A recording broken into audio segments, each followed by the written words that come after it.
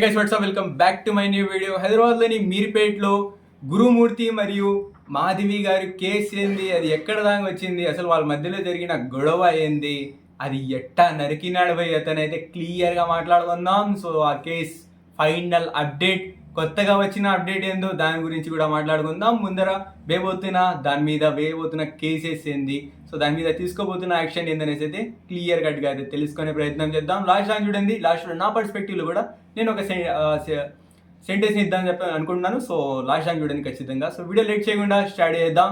So దానికన్నా ముందుగా ఒక చిన్న రిక్వెస్ట్, అది ఏంటంటే ఇప్పుడు దాకా మీరు మన ఛానల్ సబ్స్క్రైబ్ చేసుకోకపోతే ఇప్పుడే సబ్స్క్రైబ్ చేసి పక్కన బెల్ ఐకాన్ ఆన్ చేసుకోండి. ఇటువంటి కిర్రాక్ వీడియోస్, ఇటువంటి కల్తీ లేని వీడియోస్ అయితే మీ ముందు అయితే పెట్టేస్తుంటాను. సో ఇంకా లేట్ చేయకుండా స్టార్ట్ చేద్దాం. Let's get start it.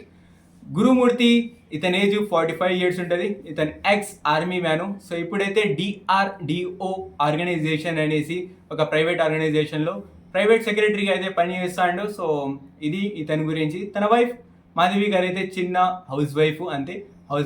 So ఇంకా దాని తర్వాత వీళ్ళకైతే 2 పిల్లలు అయితే ఉంటారు. సో ఇది వీళ్ళ ఫ్యామిలీ బ్యాక్గ్రౌండ్. ఇక దాని తర్వాత గైస్ వీళ్ళ కేసు మీదకి వచ్చేస్తే, వీళ్ళ పిల్లలు అయితే 13-14 సంక్రాంతి ఉంది కదా, సో వీళ్ళైతే బంధువుల ఇంటికి పోదాం అనేసి అయితే ప్లాన్ చేసినారు. కానీ దాంతో వీళ్ళు ఏదో పని ఉంది, వీళ్ళు పోలేక సో వాళ్ళ పిల్లల్ని అయితే పంపించేశారు. సో వీళ్ళైతే ఇంట్లోనే తిన్నారు. అప్పుడు 15th ఏదో చిన్న గొడవ జరిగిందంట. అప్పుడు 16th, 15th ఏదో జరిగిపోయింది. సో ఇంకా 16th మాధవి వాళ్ళ ఇంటికి అయితే ఒక ఫోన్ పోతుంది. సో అది గురుమూర్తి చేస్తాడు. అది గురుమూర్తి అనే పర్సన్ ఫోన్ చేసి, మీ పిల్ల ఏదో చిన్న గొడవతో చెప్పబెట్టకుండా బయటకు వెళ్ళిపోయింది, ఏం చెప్పలేదు, మీకు ఏమైనా కాల్ చేసి చెప్పిందా లేదా మీ ఇంటికి ఏమైనా వచ్చిందా అంటే, వాళ్ళైతే కంగారులో ఏమైందో ఏమో అనేసి అయితే లేదు రాలేదు అంటే, అందుకే మీరేం కంగారు పడకండి, నేను చూస్తాను ఎక్కడికి వదిలే వచ్చేస్తుంది అనేసి అయితే అతనైతే ధైర్యం చెప్పిండు. సో ఇంకా దాని తర్వాత 16th అయిపోయింది, 16 మొత్తం అయిపోయింది. ఇంకా 17th కూడా స్టార్ట్ అయిపోయింది. 17 మధ్యాహ్నం దాకా చూసినారు, ఏమి అప్డేట్ రాకపోవడంతో అప్పుడు దాకా మనోడు యాక్టింగ్ ఆడుతూనే ఉన్నాడు, ఇంకా యాక్టింగ్ చేస్తూనే ఉన్నాడు. లేదు ఏం ఇంకా రాలేదు, ఎక్కడ పోయిందో ఏమో చూస్తున్నాను, వచ్చేస్తుంది ఏం కాదు, మీరు భయపడకండి అనేసి అయితే. ఇంకా వీళ్ళలాగా అది జాలి లేని గుండె కాదు కదా, తల్లిదండ్రి గుండె. సో వాళ్ళైతే ఇంకా వచ్చేసారు, ఇంకా బస్ పట్టుకొని వచ్చేసిన తర్వాత ఇక్కడికి వచ్చినాక నైట్ చూసినారు, ఏమీ ఆచూకీ దొరకలేదు, ఎటువంటి ఇన్ఫర్మేషన్ దొరక్కపోవడంతో ఇంకా 18 మార్నింగ్ ఇంకా పోయినారు పోలీస్ స్టేషన్కి. సో మీర్పేట్ పోలీస్ స్టేషన్ పోయిన తర్వాత అక్కడ పోయి ఫ్యామిలీనే వచ్చి కేసు పెడితే దాన్ని అయితే మిస్సింగ్ కేసు కిందనే అయితే వీళ్ళైతే ఫైల్ చేస్తారు పోలీసు వాళ్ళు. సో అది పోలీసు వాళ్ళు ఫైల్ చేస్తారు. సో దాన్ని అయితే పోలీసు వాళ్ళు అయితే క్లియర్గా అయితే మిస్సింగ్ కేసు అనేసి అయితే ఫైల్ చేసిన తర్వాత దాంతో వీళ్ళ ఇన్వెస్టిగేషన్ స్టార్ట్ చేసినారు. అందులో జనరల్ ఇన్వెస్టిగేషన్లో వీళ్ళకి దొరికిన 3 points, ఆ 3 pointsని బేస్ చేసి అయితే ఈ మొత్తం మ్యాటర్ అయితే బయటపడుతుంది. ఆ 3 points ఏంటంటే, అందులో నెంబర్ 1, గురుమూర్తి చెప్తున్న టైంకి ఆ మాధవి గారు ఇంట్లో పోయినట్టు ఉంది, కానీ 15th ఇంట్లో పోయినట్టు ఉంది, కానీ బయట వచ్చినట్టయితే ఎటువంటి అప్డేట్ అయితే లేదు, ఎటువంటి ఇన్ఫర్మేషన్ అయితే CC కెమెరాస్లో అయితే కనబడలేదు, ఎటువంటి నోటిఫికేషన్ అయితే కనబడలేదు. సో ఇంకా దాని తర్వాత అప్డేట్ నెంబర్ టూ అందులో గురుమూర్తి బకెట్ పట్టుకొని బయటకు వస్తున్నట్టయితే చాలా క్లియర్గా కనబడింది. సో అంటే 17th 16 నైట్ 17th బకెట్ పట్టుకొని బయటకు వచ్చినట్టయితే కనబడింది. సో ఇంకా పాయింట్ నెంబర్ 3, వీళ్ళ ఇంట్లో అయితే మటన్ కోసే ఆ చెక్క ఉంటుంది కదా, గైస్ ఆ పెద్ద చెక్క ఉంటుంది కదా మటన్ కోసేది, సో ఆ చెక్క అయితే వీళ్ళ ఇంట్లో దొరికింది. సో ఈ 3 pointsని బేస్ చేసి వీళ్ళు పోలీస్ స్టేషన్ని లాక్కొని పోయినారు. ఇంకా పోలీస్ స్టేషన్ రారా, మీతో కొంచెం ఇన్వెస్టిగేషన్ చేయాల్సి ఉంది అనేసి అయితే పోలీస్ స్టేషన్ పిలుచుకొని పోయినారు. మన గురుమూర్తికి అయితే ఇదైతే మొత్తం తెలియదు ఇంకా, ఎందుకంటే పక్కన నుండి చూడలేదు కదా వీళ్ళు ఇన్వెస్టిగేషన్. సో వీళ్ళకైతే ఇదన్నీ తెలియదు. సో ఇంకా పోలీస్ స్టేషన్ పోయినాడు. అక్కడ పోయిన తర్వాత వాడు ఒకటే క్వశ్చన్ వేసినారు, అదేంద్రా అంటే, మాకు ఈ విషయం మొత్తం అర్థమైపోయింది, సో ఇంకా నువ్వు ఇప్పుడే క్లియర్ చెప్పేస్తే నీకు మంచిది, లేదు ల్యాక్ చేసుకున్నావంటే నీకే మంచిదిగా చూసుకో అనేసి అయితే చెప్పిండు. ఇంకా దాని తర్వాత ఇతనైతే ఓకే నేను చెప్పేస్తున్నా అనేసి అయితే క్లియర్ కట్గా అయితే నిజం అయితే చెప్పిండు. అది ఏంటంటే 15th ఒక చిన్న గొడవ జరిగింది. సో అందులో నేను కొట్టేశాను. సో కొట్టేయడం వల్ల ఆమె అయితే స్పృహ తప్పి పడిపోయింది. ఆ స్పృహ తప్పి పడిపోయినప్పుడు కాసేపు కొంచెం ఊపిరాడింది, కానీ దాని తర్వాత ఊపిరాడలేదు, తన ప్రాణం అయితే మా గాలిలో కలిసిపోయింది అనేసి చెప్పిండు. సో ఇంకా దాన్ని ప్రూఫ్ఫుల్ ఉండకూడదు అనేసి అయితే నేనైతే ఆ బాత్రూంలో తీసుకెళ్ళి బాత్రూంలో బాడీ పెట్టి దాన్ని అయితే క్లియర్గా అయితే కట్ చేసి దాన్ని ఉడకనీళ్ళలో వేసి దాన్ని క్లియర్గా ఉడికిచ్చి దాని ముక్కలు మాంసాన్ని పక్కనగా సపరేట్ చేసుకొని, సో ఇంకా దాని మాంసాన్ని కుక్కర్లో వేసి ఉడికిచ్చాను. దాని తర్వాత ఈ ముక్కల్ని అయితే పొడి పొడిగా నొక్కి అంటే గుచ్చి దీనైతే పొడి పొడిగా చేశాను. పొడి పొడిగా చేసిన తర్వాత దీన్ని కవర్లలో ప్యాక్ చేసి బకెట్లలో తీసుకొని వెళ్ళి చందనం చెరువు అనేసి ఒక చెరువు ఉంది, ఆ చెరువులో నేనైతే డిస్పోజ్ చేసి వచ్చినాను అనేసి అయితే క్లియర్గా చెప్పిండు. సో ఇంకా దీంతో వీళ్ళు చెప్పినాడు కదా, ఇంకా చెప్పిన తర్వాత యాక్షన్ తీసుకోవాలి కదా అంటే వీళ్ళకైతే ఆ రైట్ లేదు, పోలీసు వాళ్ళకైతే ఆ రైట్ అయితే ఉండదు. ఎందుకంటే వీళ్ళు ఏదైనా ఒక కేసు వస్తే దాన్ని నిజంగా వీళ్ళు ఎవిడెన్స్ అన్ని తీసుకొచ్చి దాన్ని కోర్టు ముందర పెడితేనే వీళ్ళకైతే యాక్షన్ తీసుకోవాల్సి ఉంటుంది.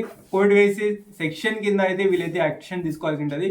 అదర్వైజ్ వీళ్ళైతే యాక్షన్ తీసుకునే అయితే ఎటువంటి రైట్ అయితే ఉండదు. కాబట్టి వీళ్ళు యాక్షన్ తీసుకోలేకపోయినారు. ఇంకా దాని తర్వాత సో చంపినాడు కదా, ఇంత చేసినాడు కదా. సో ఇక్కడంతా మీకు ఒకటి అర్థం అవ్వాలి, పోలీసు వాళ్ళు ఇక్కడ ఒకటే క్వశ్చన్ వేసినాడు. దాని తర్వాత ఇది నువ్వు యాక్సిడెంటల్గా ఏదో చేయలేదు, ఖచ్చితంగా నువ్వు అనుకొని దీన్ని ప్లాన్ చేసింటావు. నువ్వు తప్పు చేసినావు కాబట్టి దీని గురించి చెప్పట్లేదు. సో దీని గురించి తప్పు చేసినావు కాబట్టి చెప్పట్లేదు. సో ఏమైనా చేసింటే ఇప్పుడే చెప్పేయి, లేదంటే ఇంకా పెద్దగా ఉంటుందంటే. సో జరిగింది ఇదే. అక్కడ పోయి చెక్ చేసినారు, అక్కడ పోయి ఇన్వెస్టిగేషన్ చేసినారు. ఏంది దొరకలేదు, ఆడ చెరువులో ఏం దొరకలేదు. దాని తర్వాత వచ్చి ఇంటిని సీజ్ చేశారు. అక్కడ చుట్టుపక్కల ఇంటర్వ్యూ చేసినాడు, అంటే చుట్టుపక్కల ఇన్వెస్టిగేషన్ చేసినప్పుడు వాళ్ళు పక్కన ఉండే వాళ్ళు కూడా అదే మాట చెప్పినారు. ఏంటంటే నాకైతే ఏదో స్మెల్ వచ్చింది, ఏదో వేరే స్మెల్ వచ్చింది, దాంతో ఏదో కుక్కర్ సౌండ్లు కూడా వచ్చినాయి. సో మేబీ అదే కావచ్చు అనేసి అయితే వాళ్ళు చెప్పినారు. సో అప్పుడు మేము పోయి ఇంటికి పోయి అడిగితే ఏం లేదు, కుక్క చనిపోయింది, దానివల్ల నేను చూసుకోలేకపోయాను, కొంచెం లేట్గా రియలైజ్ అయింది, సో అందుకే దాన్ని క్లియర్ చేస్తాను, ఓకే నో ప్రాబ్లం అనేసి అయితే అతను చెప్పిండు. సో మేమైతే ఏం లైట్ తీసుకున్నాము, దీని గురించి ఏం పట్టించుకోలేదు అనేసి అయితే వాళ్ళు చెప్పారు. సో ఇంకా దాంతో వాళ్ళ ఇంట్లో వాళ్ళైతే ఆ ఫ్లాట్, అది యాక్చువల్లీ ఇతను ఉంటుతా ఉండేది సెకండ్ ఫ్లోర్లో, ఆ ఫ్లాట్ మొత్తం ఖాళీ చేసి అయితే వెళ్ళిపోయినారు వాళ్ళ ఫ్లాట్లో ఉండే వాళ్ళందరూ. సో ఓనర్ అతనే ఆ డోర్ లాక్ వేసుకొని అయితే ఉన్నారు. అంత భయంకరంగా వీళ్ళైతే భయపడినారు. సో అది చెప్పేసిండు. ఇంకా దాని తర్వాత మేమేం చేయలేకపోయినాం అనేసి అయితే చెప్పేశారు. ఇంకా దాని తర్వాత ఇన్వెస్టిగేషన్లో అన్ని రోజులు 18 నుంచి 23 దాకా ఇన్వెస్టిగేషన్ చేసిన దాంట్లో ఎటువంటి ఆ రకమైన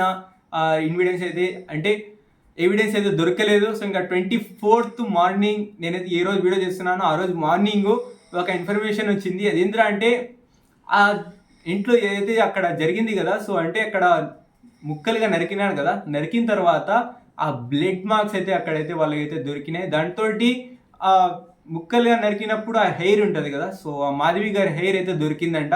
సో ఈ రెండింటిని బేస్ చేసుకొని వాళ్ళ పిల్లల DNA టెస్ట్ చేసి దీన్ని బేస్ చేసుకొని అయితే వాళ్ళైతే ప్రూఫ్ చేయబోతున్నారు. ఐ హోప్ వీళ్ళైతే ప్రూఫ్ చేస్తారు ఖచ్చితంగా. తెలంగాణ పోలీస్ అయితే అంత ఈజీగా అయితే వదిలేదు, ఖచ్చితంగా దీన్ని ప్రూఫ్ చేస్తారనేసి అయితే నేను అనుకుంటున్నాను.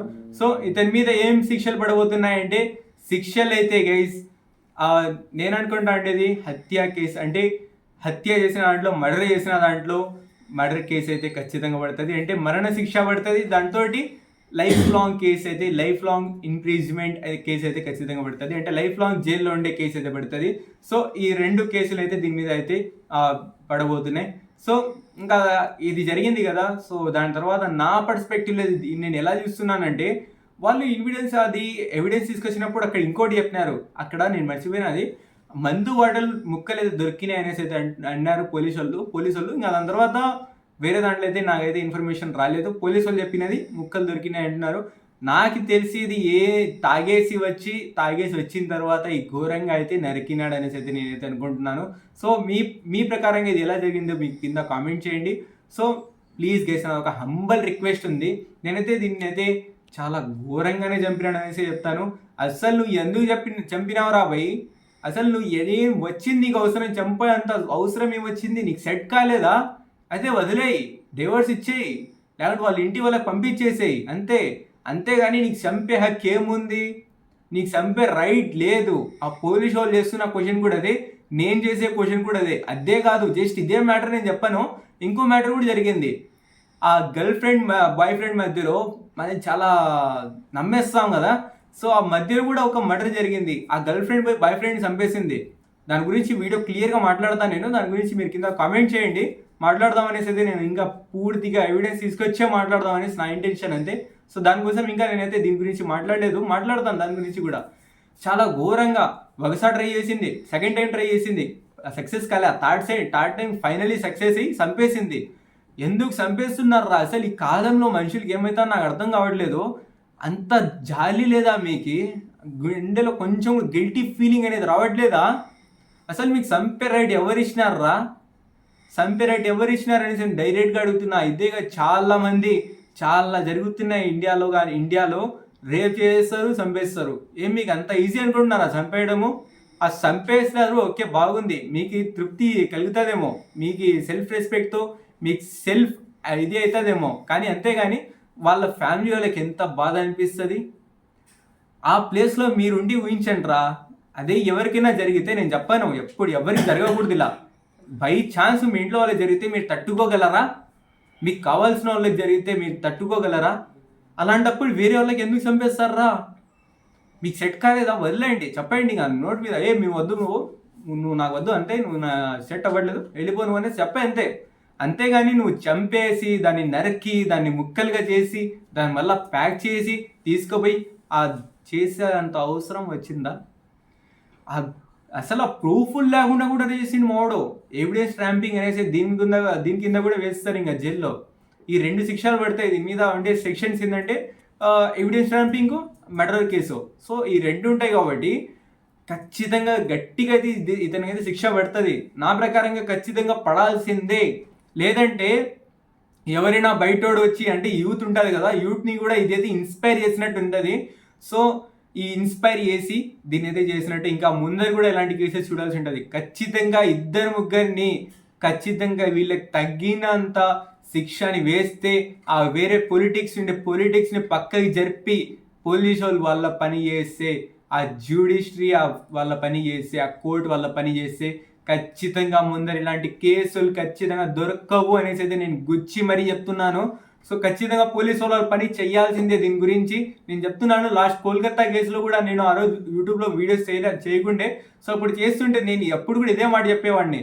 ఇప్పుడు కూడా చెప్తున్నా, ఖచ్చితంగా దీని గురించి అయితే యాక్షన్ తీసుకోవాల్సిందే. ఒక్కరికి ఇద్దరికి దీన్ని మర్డర్ చేసిన వాళ్ళకి శిక్ష ఏంటంటే డెత్ సెంటెన్స్, ఉరి శిక్ష వేస్తారు. అది ఖచ్చితంగా వెయ్యాల్సిందే. 2 వేస్తే దాని తర్వాత వాళ్ళకి అవుతుంది. ఇంకా నాకైతే సోషల్ మీడియా మీద చాలా, అంటే నేను ఈ రకంగా అయితే ఎక్స్పెక్ట్ చేయలేదు. సోషల్ మీడియాలో ఎట్టా ప్రూఫ్లు లేకుండా డిస్పోజ్ చేయాలి, ఎట్టా ప్రూఫ్ లేకుండా చేయాలనేసి అయితే వీడియో పెట్టిండంట ఎవరోడు దుర్మార్గుడు. Please guys, social media influencer కూడా నేను అడిగేది ఒకటే, ఇటువంటి వీడియోస్ చేయడం, ఇటువంటి మీ వ్యూస్ కోసం మీరు ఇటువంటి వీడియోస్ చేయడం మంచిదా? నేను ఇప్పుడే క్వశ్చన్ చేస్తున్నా మీకు ముందర. నేను యూట్యూబర్ని, I know what is the value of views, what is the value of subscription, I know, but it's not a right. ఇది మంచిది కాదు. మీ వ్యూస్ కోసం మీరు వేరే వాళ్ళ ప్రాణం తీసిన తర్వాత వాళ్ళకి అరెస్ట్, వాళ్ళకి ఎట్టా ప్రూఫ్ లేకుండా చేయాలని చూపించడం మీకైతే ఈ పద్ధతి కాదు. సోషల్ మీడియా ఇన్ఫ్లుయెన్సర్ ఖచ్చితంగా నేనైతే డైరెక్ట్గా చెప్తున్నా, డైరెక్ట్గా క్వశ్చన్ కూడా చేస్తున్నా. ఖచ్చితంగా దీని మీద మీరైతే సోషల్ మీడియాది కూడా కొంచెం తప్పు ఉంటుంది. ఇటువంటి వీడియోస్ ముందర రాకూడదు అనేసి నేను అనుకుంటున్నాను. దీని గురించి కూడా కొంచెం పోలీసు వాళ్ళు యాక్షన్ తీసుకుంటే బాగుంటుంది అనేసి నేను అనుకుంటున్నాను.